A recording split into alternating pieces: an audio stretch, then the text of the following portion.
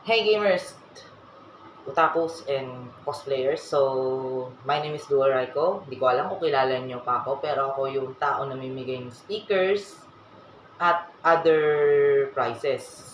At ako rin naman yung nagpapatanong sa inyo na about Genshin Theory, uh, HSR Theory, and Anime Theory. Or what I mean to short call it quiz. Ika nga. Yun nga. Okay, so malapit na kasi Hoyo Fest.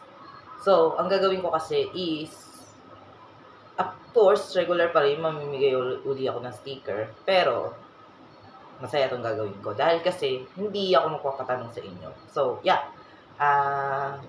May papakita ko sa inyo. So, yeah. I-unboxing natin itong si Pompom. So, hintayin niyo yung announcement ko at the end of this video kasi yun nga, like I said, yun nga yung may papagawa ko sa inyo. Pero huwag kayo mag-alala. Ano na naman te, slightly konting announcement lang naman. So yeah, i-unboxing natin si Pompom. Dual right ko, ito lang ito lang nakuha mo. Of course, hindi lang yan. Meron din tayo ng damit niya. Diba? So yeah, start na natin yung unboxing. So yeah, i-unboxing ko na tong cute na plushie ni Pompom. So, okay, recap. Pompom, siya yung conductor kasi ng Astral Express. I think alam niyo naman kasi siya eh. So, siya yung conductor ng Astral Express. Wala mo, i-repeat ulit. So, yeah, i-unboxing na natin siya at makikita nyo kung anong itsura niya. Dahan-dahan, kasi hindi ko itatapon yung kahon. Special po sa akin to. Okay.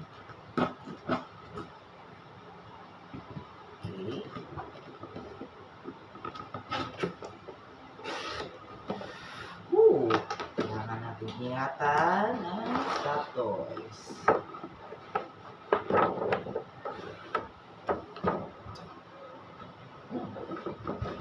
Wait lang, excuse me. Yun nga, Stop Toy. Wait lang, excuse me. Yun na, bago siya, to be honest. Ang cute ni Pompom. Tuwa ako na nakuha ko to. So, yeah, cute, no? So,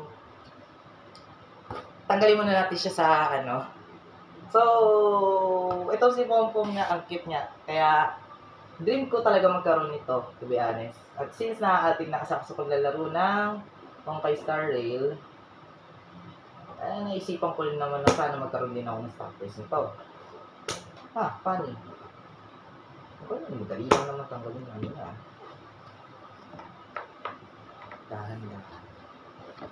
Okay. Here we go, Pompom.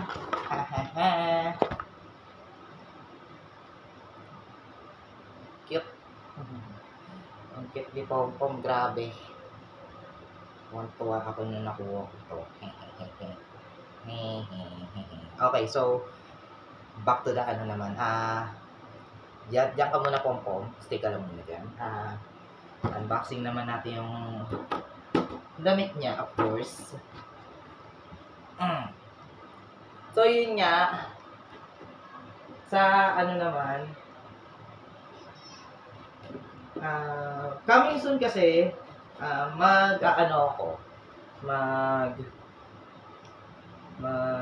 tutorial ako kung ano yung mga build na character on the next video, yung kung paano sila i-build or basta in the future. Mga comment section below kung anong character ang gusto nyong i-review ko na character na gusto nyong i-build or, guide. So, ang target ko kasi dito sa video na to is Filipino. As in, Filipino, as in, tatagalugin ko yung version na kung paano mag-build ng ganitong character. Mga ganyan, something like that. Ganun tips. So, yeah. Ito na. Yung kahon. Yung ganun ko na, sorry. Dahan-dahan.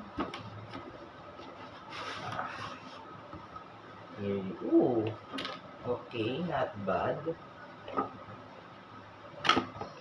So, ito yung sombrero, ito yung sa leeg, damit, of course. So, yeah. Hindi ko alam kung paano tanggalin eh. Pero, yeah. I think, I know na. Joke, alam ko na pala. Anin ko muna. So, tanggalin ko muna to. Okay guys, na-discover ko na kung paano pala to. So, iaangat mo muna to. Yung sombrero. Then, gugupitin mo muna yung ano niya. Of course. Wow. Sa akin, nandali ko na ano. Bakit si Revisco pa pangalan yun, as content streamer na ano, nahirapan siya tanggalin, ba't ako nagalian ako. So yeah, shoutout nga pala sa kanya. Nakita ko kasi siya sa PGTX. Mabait siyang tao, ito ba honest eh. So yeah. Okay.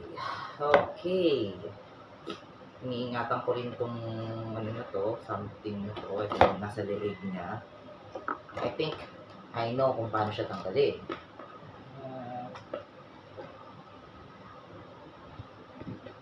Ginupit ko lang yung ano. Wait lang. Okay. Complicated pero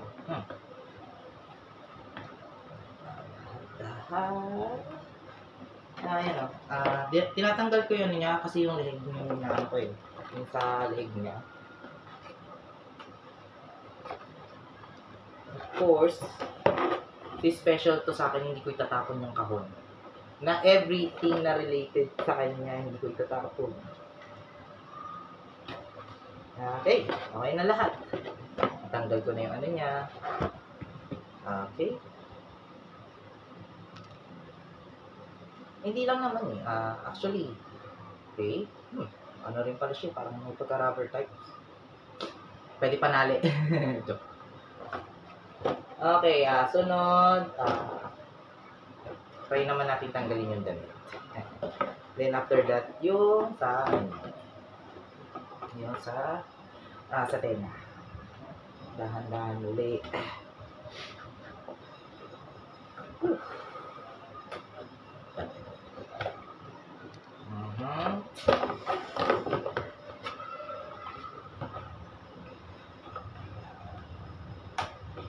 So, iniisip ko, ano kaya i-cosplay niya sa upcoming event, di Soul Fest? Ako, mamimigay lang naman ako ng sticker. So, yeah. Kung may question kayo about the, later kasi. Basta, kaya announce ko na later yung sasabihin ko sa inyo. Okay, nahihirapan na ako tanggalin to. Ayan. Yan. Okay. Yung damit, all set. Natanggal ko na yung damit. Tanggalin ko lang din yung ano niya. Para walang storbo. Pag sinuot ko. Pag sinuot ni Popong. Sorry, hindi ako. Dito kasya sa akin. So, okay. Ayusin lang natin. Ito ba yun? Parang ano yata. Mahirapan yata akong suotin sa kanya ito masusukli naman din yan. Of course, ito naman yung sa tenga. Okay, dahan-dahan ulit. Oh, shit. Nasilang dito. Yan. Dahan-dahan. Okay, ito na. Ang damit. Lahat. Yung sombrero. Kasya daw ito sa tao. Oo nga, no? So, yeah. Assemble na natin. So, first off, yung sa leeg muna. Sabi daw, since stretchable naman siya. Okay. I don't know kung sa taas ba ito ng ano niya or sa ano. Ko kasi ng pulo. So, ibababa ko ng slightly dito. Ayan. Adjust. Hindi ko lang kung sa baba o sa taas ito. Nakalimutan ko na kasi. So, yeah. Ito muna yung unang yung isusuot sa kanya yung sa leeg.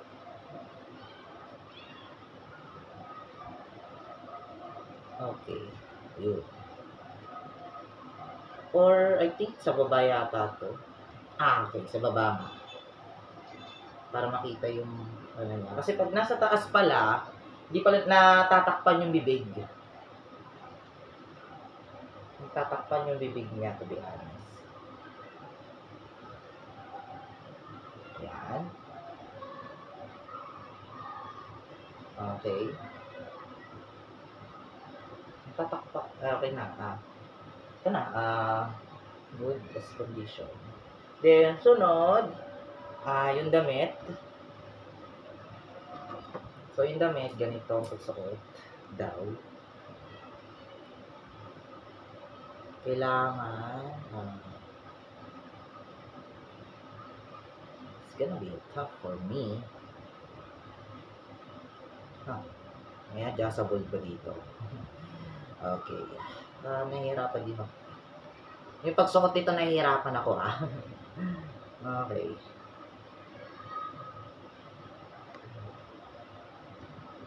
Okay. So,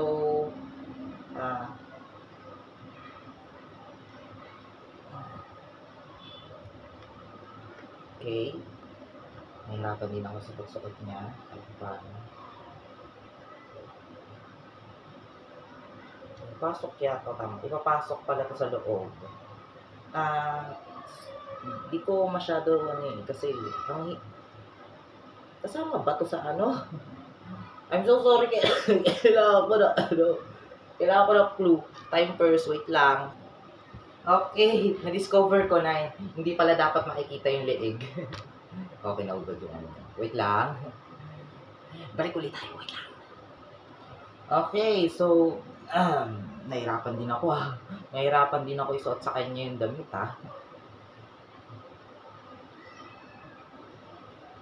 Nahirapan din ako suotin sa kanya yung damit. Yung damit lang ako nahirapan I don't know kung tama yung pagkalagay ko. Of course, unahin muna natin yung ano niya sa tenga. Wait, hindi ko alam kung ano. Wait lang, tingnan ko ulit. Okay, so saan ba? Dito. So, that means left side. Ito.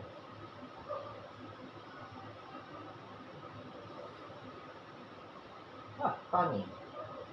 Pero talaga yung visual motion. At ang laki yata ng ang laki yata ng ang laki Wait lang, ang laki. Ang laki.